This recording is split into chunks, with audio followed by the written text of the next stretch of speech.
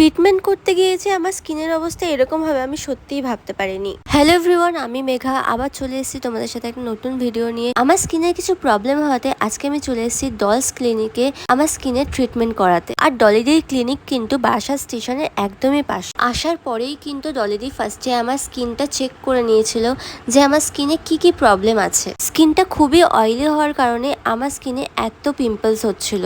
তো ডলিদি আমাকে বলল আমার এত পিম্পল অ্যান্ড দাগ একটা সিটিংয়েই চলে যাওয়া পসিবল না, তাই আমাকে অলমোস্ট 3টে কি 4টে সিটিং নিতেই হবে। আর আমার এই স্কিন প্রবলেমের জার্নিটা তোমাদের সাথে আমি শেয়ার করতে থাকবো। ডলিডির ক্লায়েন্টের কিন্তু খুব ভালো ভালো রিভিউ ছিল, আর আমি কিন্তু রিভিউ দেখেই ডলিডির কাছে গেছিলাম। আর আমার যখন ট্রিটমেন্ট হচ্ছিল তখন কিন্তু ডলিডির আরো ক্লায়েন্টরা ওখানে ছিল, তো তাদের স্কিনের বিফোর আফটার দেখে তো আমি বাধ্য হচ্ছিলাম ডলিডিকে ট্রাস্ট করতে। আই হোপ কি আমার স্কিনও তাদের মতো খুব তাড়াতাড়ি ভালো হয়ে যাবে। আর আমি খুবই এক্সাইটেড তোমাদের সাথে আমার এই জার্নিটা শেয়ার করতে। তোমরা যারা চাইছো তোমাদের স্কিনের প্রবলেম, হেয়ারের প্রবলেম সলভ করতে, তারা অবশ্যই স্ক্রিনে দেওয়া নাম্বারে ডলিদির সাথে যোগাযোগ করো। আর 3 দিন পর আমার স্কিনের অবস্থাটা কিছুটা এরকম ছিল।